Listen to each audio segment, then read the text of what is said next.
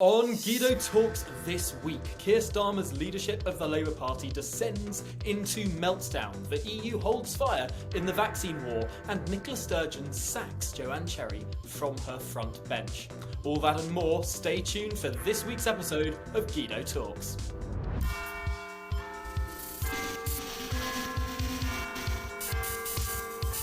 Hello and welcome to this week's episode of Guido Talks. My name's Tom Harwood, and once again I'm joined by founder and editor of Guido Talks, Paul Staines, and reporter Christian Calgie.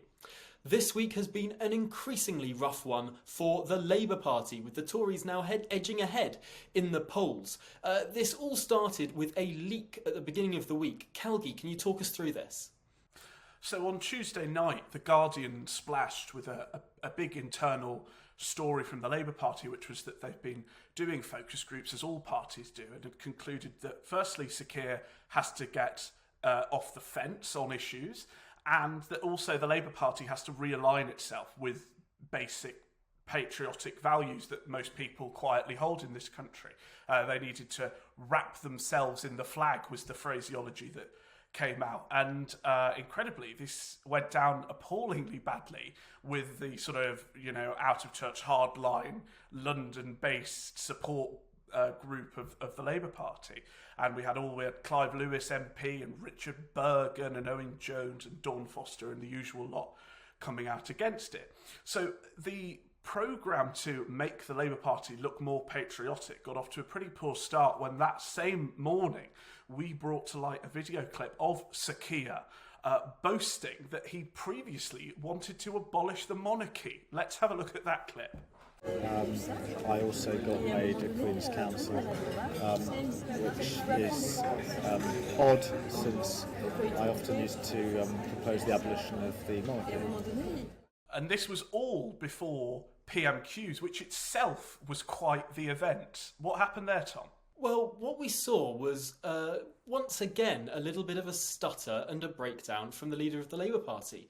Now, this would be forgiven for a lot of leaders of political parties who sort of style themselves on principle. But Keir Starmer has obviously decided to style his leadership on competence, not on principle. We've seen him U-turn and flip-flop quite a few times. So when he gets something in detail very, very wrong, that matters more.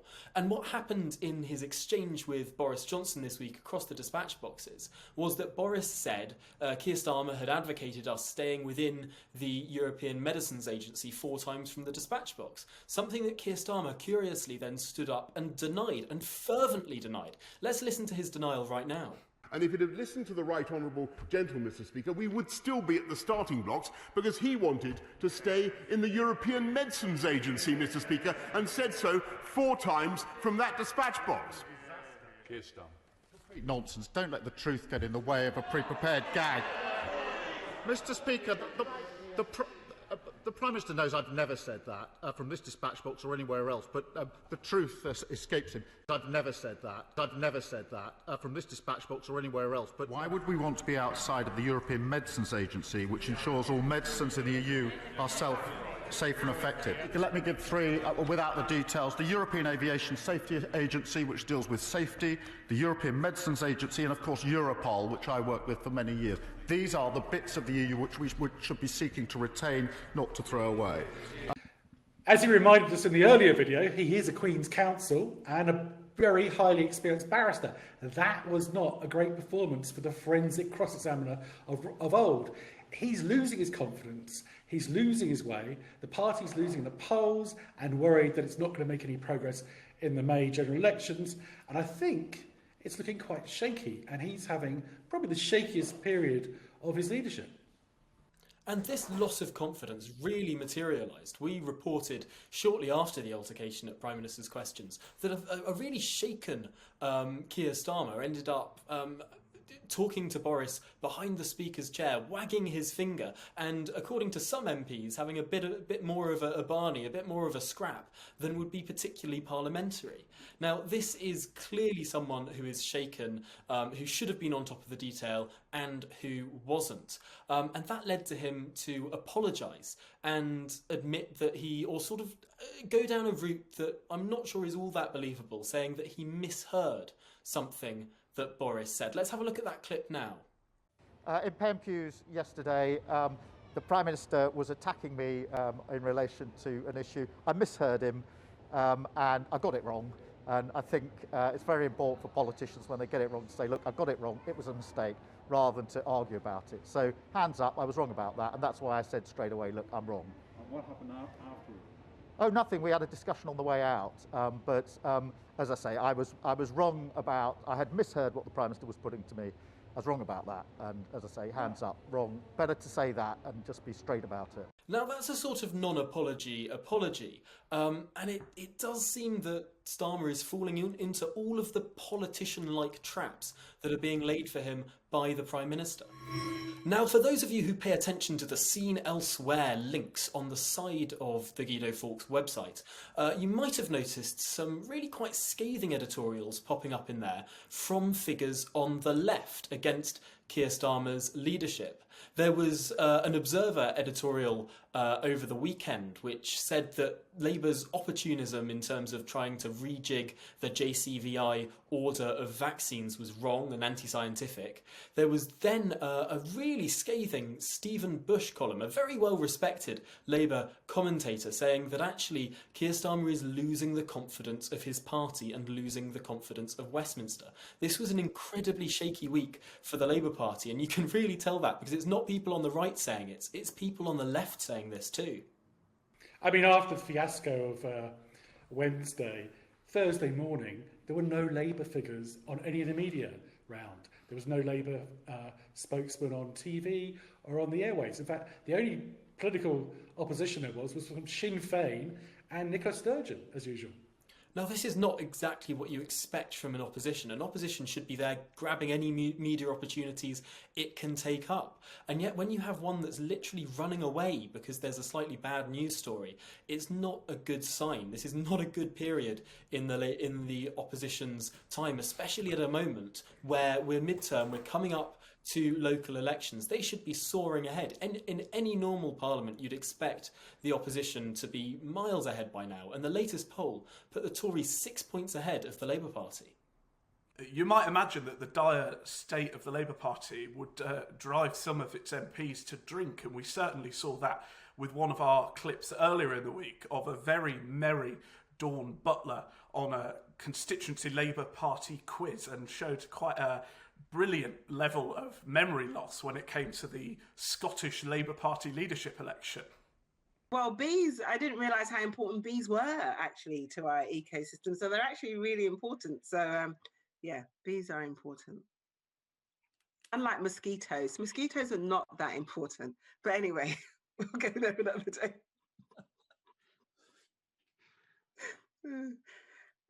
Number 2. Name the 2 candidates standing to be Labour leader in Scotland. Before anyone got excited, Scotland. You're not recording this, are you, Luke? No, good. Okay, cool. To be honest, I couldn't remember their names even when I was sober. And I thought she came over as quite human, really. I mean... Oh, definitely. She looks like a great drinking buddy, and a lot of people assumed that we were in some way laying into her for getting drunk. I honestly don't know what else you do with your evenings at the moment. Particularly if you're 6 points behind in the poll. And Labour are far from the only party embroiled in chaos this week, as we saw the SNP somewhat fall apart with the sacking of Joanna Cherry. And Joanna Cherry is certainly one of the most prominent Westminster MPs the party has, especially making a name for herself as a distinguished lawyer during the Brexit debates in 2019. She was sacked from the front bench this week on the dual sort of trial of the trans rights debate, which she is a very outspoken sort of women's rights activist and is against the party line on that. And she's pretty supportive of Alex Salmond, and that debate still rages on. So she was culled by Nicola Sturgeon, and that's left a lot of SNP members. But Christian, isn't she really getting the heave-ho because she's a threat to Nicola Sturgeon and she's a leadership rival? I don't think the trans issue is that motivating in the SNP generally. It was just an excuse to give her the heave-ho, wasn't it? Well, it's certainly noticeable that the only 3 SNP MPs who have not got spokesperson jobs in Westminster after the reshuffle are all Salmond loyalists, and so in a way they're all threats to Sturgeon's position. I think this is one of the most underreported stories that is rolling through Westminster and Holyrood right now, which is the SNP, which used to pride itself on being absolutely bulletproof in terms of unity. They would walk in lockstep, is now embroiled in the most vicious sort of civil war, where you have the leader and the former leader briefing against each other, 2 separate inquiries, one into the leader and one into the way her government has handled the sexual assault allegations of the former leader.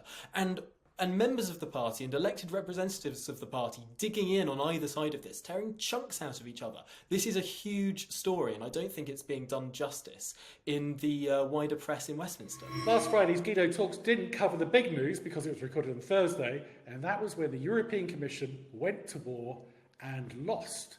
They were fighting over the vaccine situation. They were trying to bully Britain and Astrazeneca. They did this without telling the Irish or the British, and it went very badly. Not very often that you unite the DUP, Sinn Féin, the Taoiseach and the British Prime Minister all on the same side against the European Union. By the end of the day, they had reversed their position. And over the weekend, what came out was the whole AstraZeneca contract. They published it, but it turned out AstraZeneca had drafted it quite well, and the European Commission doesn't really have a right to jump in front of the queue. And the British had drafted their contract pretty rock solid, given they had financed to the tune of 300 million the whole development of the AstraZeneca vaccine. So we had contracts published that were redacted, and they made the schoolboy error of using PDFs, which is the Adobe format that you can unredact if you know what you're doing. And we do know what we're doing, so we revealed the content. The key excuse that the European Union has given for not rushing into the vaccines they put in was that they wanted the pharma companies to take on the liability. The pharma companies, not unreasonably given they were working in an emergency, wanted the states, the individual states, to indemnify them for any problems. It turned out, when we got to read the contracts, that the European Union had totally given in to the pharma companies, and all 27 states have indemnified AstraZeneca in the event of any liabilities. So they delayed for no reason. Not a great result for the European Union. And this was all compounded on Monday morning when the boss of a further vaccine company popped up on the Today programme, a company that is actually headquartered in France, in Paris, to say that the UK has ordered another 40 million doses of their vaccine. Now, when asked by the Today programme how many doses the EU had ordered, they said 0. And then the follow-up question was the very important one, which means, now, if the EU wants to get these doses when they come available at the same time as the EU, as the UK, should they order now or should they order at the same time as the UK? And the boss of this company sort of sat there dumbfounded and said, yes, of course. If you order first, you are going to get the vaccines earlier. If you order later, we can't just magic up more vaccine. There is an entire supply process that takes time and effort and investment. And the EU, if they order later, are going to get the vaccine later. It's as simple as that. It's amazing it needed saying. On a lighter side of the EU facing news this week, we brought to light an incredible conference being held by von der Leyen's own European People's Party, being hosted by Donald Tusk. They're set to discuss fake vaccine news. This is, of course, the same von der Leyen who's cast doubts on the UK's safety measures when it comes to approving the vaccine, the same European Union that has briefed that our vaccine is ineffective when it certainly is not. We've had Macron claiming that the vaccine is ineffective the day after the Medicines Agency in Europe approved it for all ages. So it really is some brass neck from Europe. As one gone but not forgotten Donald might say to Donald Tusk, you are fake news. I mean, the most extraordinary thing here, of course, is that this is the party that is in government in most of the countries in Europe, and is led by the person at the top of this chain who has been disseminating this, like, far beyond the sort of fake news that President Trump was accused of spraying. Because this stuff, it's not the clear nonsense of, oh, drink bleach, which everyone sort of took with a pinch of salt, I think. This stuff is actually undermining the cause of vaccines, saying that an approved vaccine doesn't work. I mean, what kind of... the gall is extraordinary. Well, apparently Macron, France, has the most highest anti-vax sentiment in Europe, in fact, or the highest in the world. So for a country that doesn't have much confidence in vaccines, for Macron to then come out and criticise a vaccine. Oh, and by the way, he'd like loads more of it, and he's fighting for that. It doesn't seem like a strategy. It seems like a panic, a political panic, that they're worried they're going to be punished by their electorates for all the delays and confusion. Now, on the domestic side of the European question, we saw Shadow Trade Secretary Emily Thornberry this week implode over the suggestion that the United Kingdom could join a global free trade area called the Comprehensive and Progressive Trans-Pacific Partnership. The response that Emily Thornberry gave to this was, oh, we've just left, we've spent 4 years leaving a trade area only to join another one. What's the government doing? As if she didn't understand that the whole argument over the Leave campaign was not that we're against free trade, not that Brexiteers don't want to trade with other nations, but that the European Union is very clearly not a free trade area. And what better example is there than comparing the CPTPP with the EU? The CPTPP doesn't have a parliament, doesn't have a president, doesn't have a flag, doesn't want to have an army, doesn't prevent its members from signing trade deals with other countries around the world, doesn't charge its members an entry fee of billions of pounds every year, doesn't do any of the sort of trappings or attributes of statehood, doesn't try and have ambassadors sent to London to sit in the court of St James and represent it as if it's a country. That's the difference, Emily Thornberry. That's the difference between the CPTPP and the EU. That's why we wanted to leave the EU, and that's why Global Britain is entering into a new alliance of countries around the world to deliver on that message of free trade. Well, that clearly got Tom pumped up. The story this week that got me pumped up was that the Institute for Public Policy Research, North, that's a Labour-leaning think tank, came out with a plan to decarbonise the North. Sounds green and cuddly. Anyway, the replacement of all the boilers in northern cities and fitting green technology into most of the north on behalf of all the social housing seems like a good plan long term. And they said it will create 77,000 jobs for a cost of 143 billion. That is, by my calculations, about £1.8 million per job. It is the economics of the madhouse. There is no way on earth. Look, I'm not against greening your house and green power. We're at home, we're installing, and you might think it's crazy doing this in Ireland, solar thermal. It's a good idea in the long term. It will pay back in 8 years, but it's coming out of our own pockets. The taxpayers cannot afford 143 billion. That is 3 times the defence budget. It's almost a whole year's income tax. And then I noticed who was sponsoring the IPPR's report. It was plumbing companies, construction companies. They put on the cover all these social housing non-profit logos. They didn't mention the dozens and dozens of private sector corporations, whom I've got nothing against. But I don't think they're motivated to sponsor this report by the prospect of greening the planet. It's because they would love to get their hands on billions in profits. I don't blame them. But I don't think the taxpayers should be on the hook for it. No way. Now, one of the funnier stories that happened this week was to do with the Paris Climate Agreement, that accord that was signed by most countries around the world back in 2015. It's intended to keep global warming below 2 degrees centigrade, and unfortunately for France, the country that hosted the great signing ceremony of this accord, France failed to keep up with its obligations over the last year. So it's had a massive fine slapped on it. In fact, France has had to pay €1 for every NGO that it has besmirched and failed to keep up its promises to. Now, this fine amounts to an enormous €4. France has genuinely, for breaching the terms of the Paris Accord, has had to pay only €4. Like, I mean, why did America need to leave this in the first place if that's the only problem? Isn't this the irony? Isn't this the irony that Trump withdrew America from the Accord, yet they stuck to the terms of the agreement?